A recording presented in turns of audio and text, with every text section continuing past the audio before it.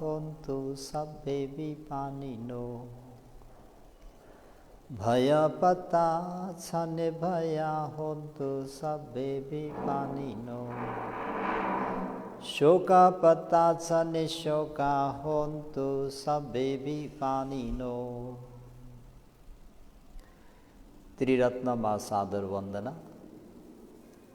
शासनका उपाध्याय आचार्यदेखि लिएर देखाउने सुनाउने सिकाउने सबै गुरु भन्तेजीहरूलाई सादर वन्दना।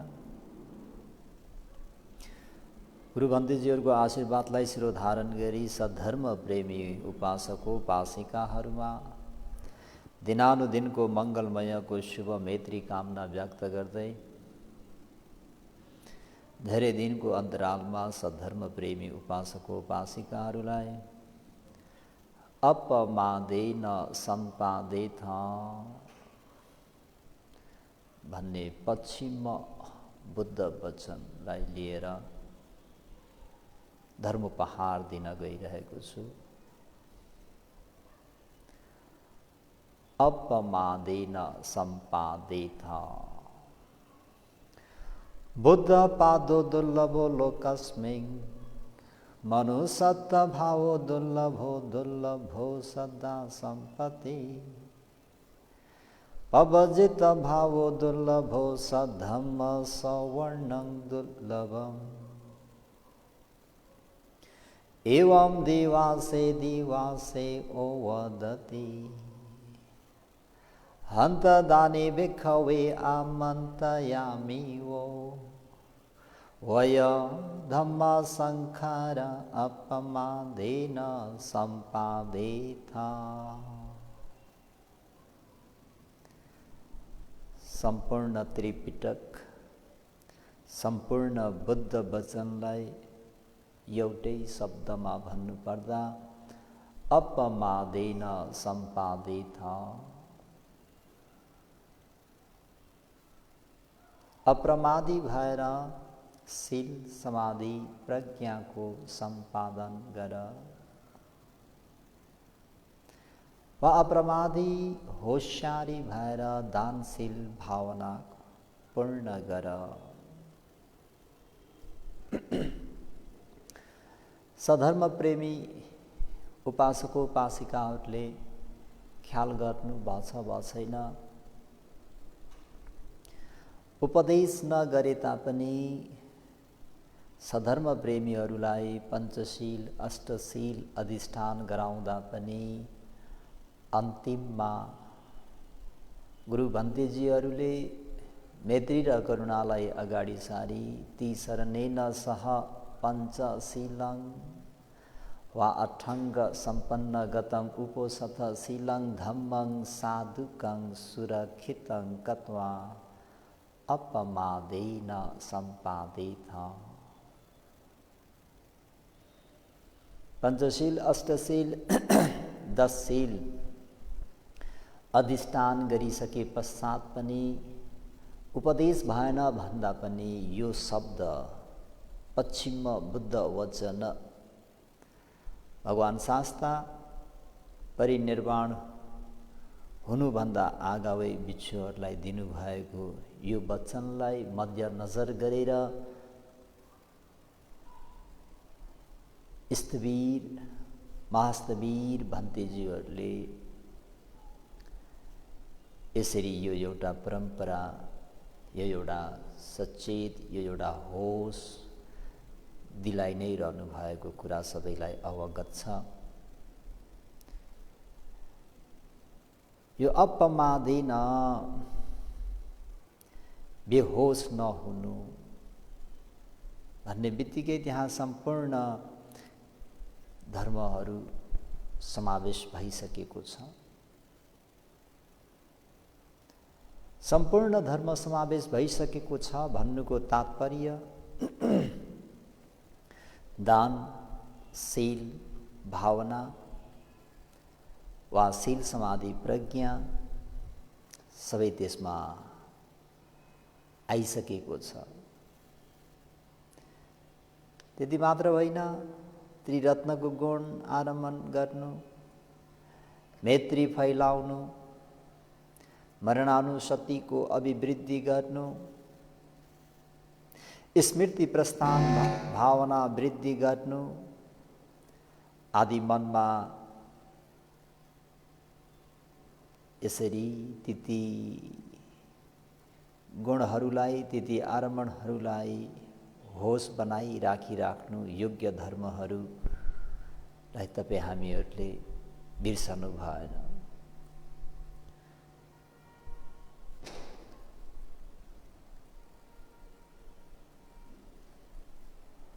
अनि फेरि यसरी यी कुशल धर्महरूलाई अभ्यास गर्नु, आचरण गर्नु, ती कुशल धर्महरूको कार्य गर्नु भनेको यस जन्मसम्म अर्को जन्मसम्म पर्खिरहनु पर्ने होइन। सधर्म प्रेमी उपासक उपासिकाहरू हो। भगवान शास्त्रले दिनुभएको अप्रमाद धर्मलाई, होशियारी धर्मलाई पालन गर्नाले यसै जन्ममा मानसिक शान्ति उत्पन्न गराइदिन सक्ने क्षमता हुन्छ, मनोवृद्धि बलियो पारिदिन सक्छ र साथै लोक धर्मलाई सामना गर्ने क्षमता दिन्छ। अझ विशेष गरेर आफूले प्रयत्न कोशिश गर्यौं भने मार्ग ज्ञान फल ज्ञान समेत प्राप्त गर्न सक्ने। त्यसकारणले यो अप्रमादी भन्ने कुशल धर्मले तपाईँ हामीहरूलाई सुरक्षा गरिरहन्छ। यही कुरालाई मध्यनजर गरेर भगवान शास्त्रले मैत्री र करुणालाई अगाडि सारी धम्मो हवे रखतीति धम्मचारी धम्मो सुचिर्णो सुखमा वहाति ऐसा निसंसो धम्मे सुचिर्णे न दुर्गतिं गच्छति धम्मचारी। धम्मो हवे रखतीति धम्मचारी, धम्मचारी शुद्ध धर्मको कुशल धर्मको आचरण गर्ने व्यक्तिलाई धम्मो तो आचरण गरिएको धर्मले हवे अवश्यमेव रखती रक्षा गर्छ।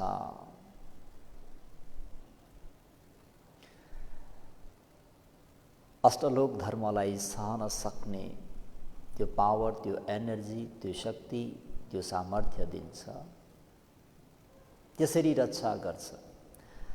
धम्मे सुचिर्णो सुखमा वाहाति, सुचिर्णो राम्ररी आचरण गरिएको, राम्ररी होस बनाइएको त्यो कुशल धर्मले देव सुख मनुष्य सुख मात्र नभइकन निर्वाण सुखलाई पनि आवहति ल्याउँछ। वा देव सुख मनुष्य सुख निर्वाण सुखमा पनि पपोती पुर्याइदिन्छ। ऐसानी संसो धम्मे सुचिर्णे, शुद्ध रूपले आचरण गरिएको धर्मको ऐसा ऐसो निसंसो, यस प्रकारको आनिसंस फलहरू छन्। न दुर्गतिं गच्छति धम्मचारी, शुद्ध धर्मको आचरण गर्ने व्यक्ति दुर्गतिं भन्ने चार अपाय दुर्गतिमा न गच्छति, जानु पर्दैन वा पतन हुँदैन।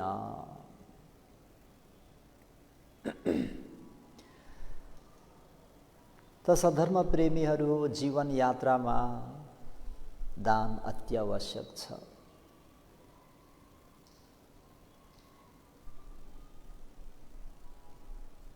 दान अत्यावश्यक छ। संसारी यात्रीहरूको निम्ति दानं पाथेय मोत्तमम, पाथेय पथिक यात्रा गर्ने यात्रीहरूको निम्ति दान भनेको बीच बाटोमा बास बस्ने, बीच बाटोमा खाजा खाने खाजा जस्तै हो। यात्रा गर्ने क्रममा बीच बीच ठाउँमा होटेलमा धर्मशालामा बास बसेर त्यो दिन त्यहाँ आराम गर्ने, विश्राम गर्ने, खाइपी गरेर सुखपूर्वक बसेर फेरि अर्को दिन यात्रा गर्नु छ जीवन। त्यसमानेमा दानं पाथेय मोत्तमं। दानको खर्च छ भने त्यो जीवन यात्रा सुखपूर्वक तय गर्न सकिन्छ। दान रूपी सम्पत्तिको बाटो खर्च छैन भने त्यो जीवन यात्रामा धेरै दुःख शास्ति सहनु पर्ने हुन्छ। त्यसमानेमा यो अपमादेन सम्पादित भन्ने शब्दमा दान पनि समावेश भइसकेको छ। एवं प्रकारले जीवन यात्रामा कसरी यात्रा गरिरहेका छौं त भन्दाखेरि सील रूपी डुङ्गामा वा सील रूपी नाउमा यात्रा गरिरहनु परेको छ। सील रूपी नाउ चाहिँ फुट्यो वा चर्क्यो भने ती यात्रीहरू नाउमा पानी भरिएर डुबेर मृत्यु हुन सक्छ। हामी संसारी यात्रीहरू नाउमा सवारी भएका छौं त आफू सवारी भइरहेको त्यो नाउ त्यो डुङ्गा कतै पाल त परेको छैन, कतै चर्केको त छैन। त्यो पाल परेको छ भने टाल्नु पर्यो, चर्केको छ भने पनि मर्मत गर्नु पर्यो। भन्नुको तात्पर्य जीवन यात्रामा सील रूपी नाउलाई राम्ररी डेन पेन गर्नु पर्यो। सील रूपी नाउ राम्रो छ भने मात्रै जीवन यात्रामा सुखपूर्वक नडुबिकन आफ्नो गन्तव्यसम्म पुग्न सक्छौं। अन्यथा नाउमा पानी भरियो भने जीवन त्यही डुब्न सक्छ, जीवन मृत्यु हुन सक्छ। भन्नुको तात्पर्य जीवन डुब्नु सक्छ, मृत्यु हुनु सक्छ भनेको भगवान शास्त्रले यो सांकेतिक भाषा हो। के को संकेत गर्नुभयो त भन्दाखेरि जीवन डुब्नु सक्छ भनेको दुशील भइयो भने चार अपाय दुर्गतिमा पतन भइन्छ। शील शुद्ध छ भने जबसम्म परम शान्ति सुख निर्वाणलाई प्राप्त गरिँदैन तबसम्म बगिरहन्छ। बग्नु भनेको देवलोक, मनुष्यलोक, ब्रह्मलोक आदिमा सुगतिमा विचरण गर्दै पारमिता गुणधर्महरू पूरा गर्न पाइन्छ। त्यसमानेमा शील पनि जीवन यात्रामा नित्यन्त आवश्यकता छ।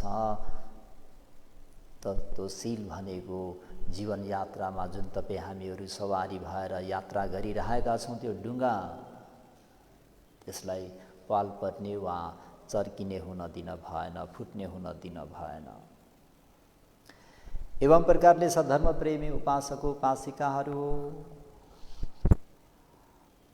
अपमादो भन्ने बित्तिकै त्यहाँ समाधिको क्षेत्र पनि समावेश भइसकेको छ। यो अति चञ्चल भएको, अति चपल भएको यो मनलाई शान्त गर्नको निम्ति, एकाग्र गर्नको निम्ति भावना भन्ने त्यो धर्मलाई पनि अपनाउनु पर्ने हुन्छ। त यो सती भन्ने हरेक कुराको गडबड हुन सक्छ, बढी हुन सक्छ, धेरै हुन सक्छ, थोरै हुन सक्छ। त्यसरी हरेक चीजहरू गडबड हुने क्रममा लाभ सिद्ध नभइकन अझ दोष समेत पनि हुन सक्छ। तर सधर्म प्रेमी उपासक उपासिकाहरू भगवान शास्त्रले अन्तिम पश्चिम वचन जुन ओवाद उपदेश दिएर जानुभयो सार संक्षिप्तमा अपमादेन सम्पादित भन्ने त्यो स्मृति कहिले पनि बढी भयो, धेरै भयो, ओभर भयो भन्ने हुँदैन। लौकिक क्षेत्रमा पनि लोकोत्तर क्षेत्रमा पनि प्रत्येक कामकाजमा स्मृति अत्यावश्यक छ। बिना स्मृति कुनै कुशल कार्य हुन सक्दैन। त्यसर्थ भगवान् शास्ताले आफ्ना चतुपरिषदलाई अथवा अष्टपरिषदलाई सत्तिञ्च ख्वाहङ भिक्खवे सब्बथिकं वदामि भनेर स्पष्ट रूपमा उपदेश गरी बक्सनु भएको छ। भिक्खवे मेरा प्यारा छोराछोरी उपासक उपासिकाहरू हो, सत्तिञ्च स्मृतिलाई सब्बथिकं जुनसुकै क्षेत्रमा पनि आवश्यक रहेको धर्म भनेर तिमीहरूको शास्ता म भगवानले उपदेश गर्दछु भनेर यसरी उपदेश दिइराख्नु भएको ती बुद्ध वचनहरूलाई स्मरण गरिराख्न योग्य छ। स्मृति भनेको अपरिहार्य छ। स्मृति महत्त्वपूर्ण भएकोले नै तथागतले सम्पूर्ण स्थलचल सत्वहरूका पाइलामा हात्तीको पाइला सबैभन्दा ठुलो भएको र त्यो हात्तीको पाइलामा अन्य वनचर जन्तुहरूको पाइला अटाउने है त स्मृतिलाई पनि यसरी नै भगवान् शास्ताले जस्तै सम्पूर्ण कुशल धर्ममा अप्रमादमा अटिरहने कुरा बताइबक्सनु भएको छ। जहाँ होस छ त्यहाँ अकुशल विरत पनि गर्न सक्छौँ र कुशल सम्पादन पनि गर्न सक्छौँ। जहाँ होस छैन, जहाँ विस्मृति भइन्छ त्यहाँ सबै डामाडोल हुन्छ। कौशल नरेशले भगवान् शास्तालाई प्रश्न गर्नुभएको थियो, सोध्नी गर्नुभएको थियो। श्रावस्तीका राजा कौशल नरेश, भगवान् शास्ता यस जन्मको फल र आगामी जन्मको फल दुवै थरी फल प्राप्त गर्ने कुनै यस्तो एउटा धर्म छ भनेर भगवान् शास्ता समक्ष यसरी प्रश्न गरिबक्सेको थियो कौशल नरेशले। यस जन्ममा पनि फल प्राप्त हुने र सम्परायिक भनेको आगामी जन्ममा पनि दुवै फल प्राप्त गर्ने कुनै त्यस्तो धर्म छ भन्दाखेरि भगवान् शास्ताले त्यो एउटा धर्म छ कौशल महाराज, जुन कि अप्रमाद है। अति नै महत्त्वपूर्ण वचन। यो अप्रमादले यस जीवनमा पनि सुखदायी फल दिन सक्छ भनी सम्परायिक आगामी जन्ममा पनि फल दिन सक्ने भनेको त्यो के हो? अप्रमाद मात्रै हो। त्यसर्थ होस रहित भई बस्ने व्यक्तिमा कुशल धर्म उत्पत्ति र वृद्धिको निम्ति अवसर नहुने भएको स्पष्टसँग बुझ्नुपर्छ। कुशल धर्म उत्पत्ति र वृद्धिको लागि अप्रमाद अति ठुलो आधार हो भनेर पनि सधर्म प्रेमी उपासक उपासिकाहरूले सम्झिनु नित्यन्त आवश्यकता छ है। त अपमादेन सम्पादेत भन्ने यो बुद्ध वचनलाई राम्ररी मनमा स्मरण गरेर दान, शील, भावना र शील समाधि प्रज्ञालाई सम्पादन गर्ने सक्ने सत्नर नारीहरू हुन सकोस् भन्ने शुभेच्छाका साथ आजको धर्मोपदेशलाई म यही नै अन्त गर्छु। भवतु सब मङ्गलं रक्षन्तु सब देवता सब बुद्धानु धम्मानु सङ्घानु भावेन सदा सुखी भवन्तु ते। पुण्य भागं मिमं जन्यं सम्मं दद्धाम कारितं अनुमोदन्तु तं सबे मेदिनी ठाधु सखिके। साधु साधु साधु।